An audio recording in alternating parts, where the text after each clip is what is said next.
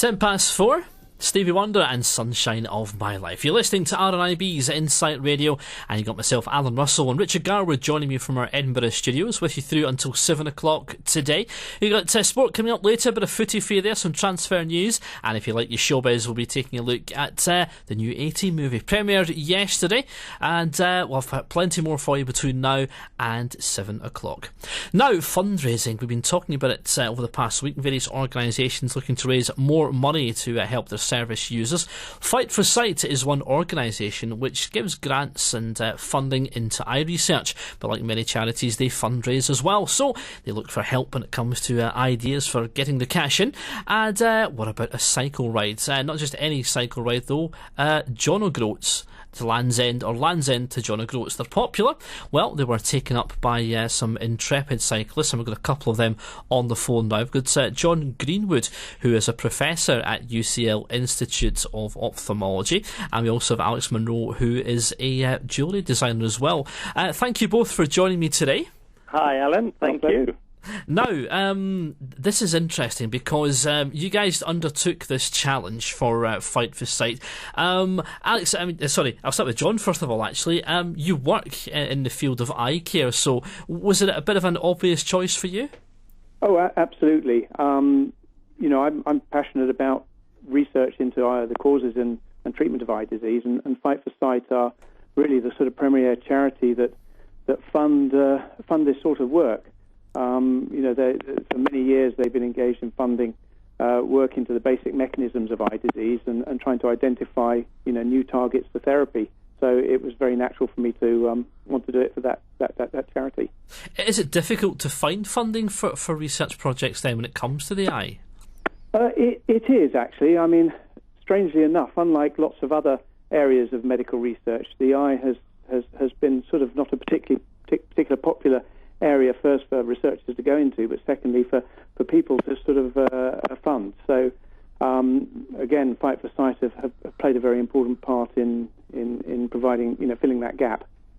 And instead we have Alex as well with us. So Alex, how did you get involved? Well, it was one of those crazy things where we were sitting in the pub, me and John, and we'd had a pint or two, and I'm sort of passionate about this partly because I'm a jeweller, but also because I've had lots of problems with my eyes, and it turns out that some of the problems with my eyes are the sort of things that John's been researching into. I've had the experience of having to stand at the bus stop, and a bus comes along, and I have to ask someone, "Excuse me, could you tell me what number that says on the front of the bus?" Because I haven't been able to read it. So eyes, not only because I'm a jeweller, but also because I have trouble with my eyes. That's the thing. That's something that I've been keen on trying to help out with. And it was one of those things. Go to the pub, have a drink, come up with a crazy idea, and then a few months later you find yourself, sitting on a bike, setting off. It was so fun. So, John, what did you think when Alex suggested the bike ride then? Well, first of all, I thought maybe we'll do something, down to Brighton. From London. But my son had just embarked on a cycle down to the south of southern Europe, so I thought I can't let him sort of overshadow me. So we thought about the Land's End to John O'Groats rather foolishly, but there you go.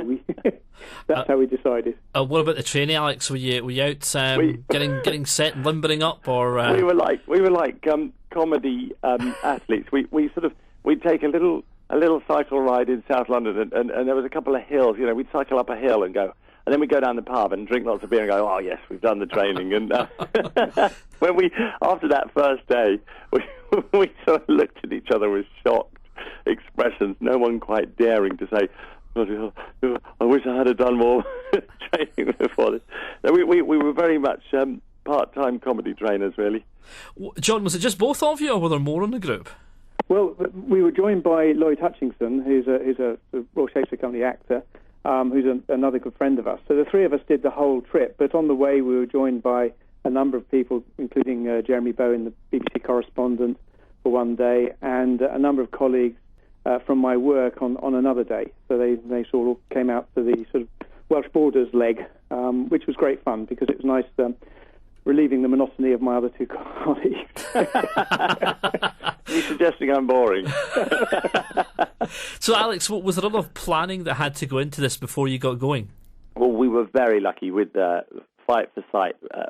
Have been absolutely brilliant. It was an obvious, choice for the charity because they do such fantastic work, and all the gang at Fight for Sight got behind us, and they were fantastic. They organised, they found B&Bs for us, and so actually we just, because we're all busy people, and it's quite a difficult thing to get 2 weeks off your kids and work and wives and all the rest of it to go cycling up and down the country. So actually, Fight for Sight did the lion's share of the organising for us, which was fantastic because we concentrated on a bit of training and then of course the ride. So yeah. John, where and when did you set out? We started on July the 1st from Land's End.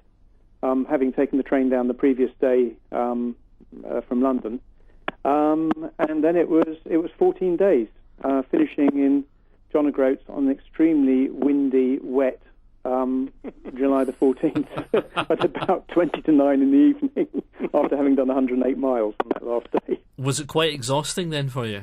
It was. I mean, we found the first 2 days extremely tough. Partly because it rained very heavily on the first day, but also as a lot of people you find out afterwards when you speak to them who've done the same journey, Cornwall and Devon seem to be the worst because the hills are not necessarily large, but they are the steepest.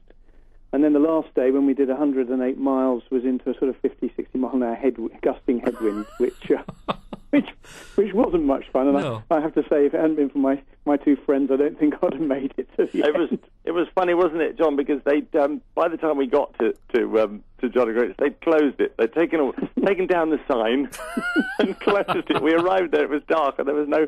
We wanted a photo by the sign. It's rather a letdown, wasn't it? It was. Well, was that the best bit, the finish?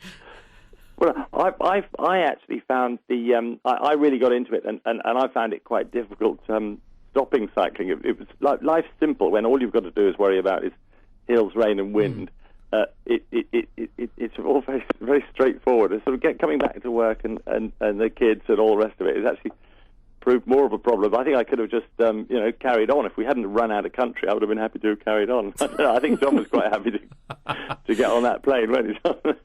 John, did you have a target to raise? We did. I mean, we were over-ambitious, but we always like aiming high. So we were hoping to get near to 50,000, and we're probably going to end up with maybe 20, maybe 25,000. We're currently at about 17, 18,000 with a number of other pledges. Mm-hmm. So we're pretty pleased with that, and people have been just immensely generous, and it's quite heartwarming to see some of the donations that have come in from people. Are you still collecting at the moment then? Oh, absolutely, yes. We'll keep the website up and running, which can be got through the Fight for Sight website, which is www.fightforsight, which is all one word, .org.uk. And the Just Giving site, I think, remains for a couple of months. Fantastic. Have you got the address for Just Giving, Alex? Do you know that one? The Just Giving address, you can Google Just Giving. John might have Just Giving. Is that www.justgiving.org.uk, John? I'm not sure. We'll find it. You can Google it. We'll find it. Will be that the iCycle website will continue to be interesting if anyone's interested in our journey, because we have yet to write up fully the story of the journey, and I've made a little film which I'll be posting up there with some of the funny moments with Lloyd doing funny things. So there's going to be plenty more interest on the website. Fantastic. If anyone's interested in checking it out. Would you both do it again? Long pause. Something different next time. It was a real life changing, a fantastic thing to do. But I think there are other things. London. I'm certainly going to do more cycling. I think we're going to keep the website going and keep raising money for this charity, because they're such a great charity.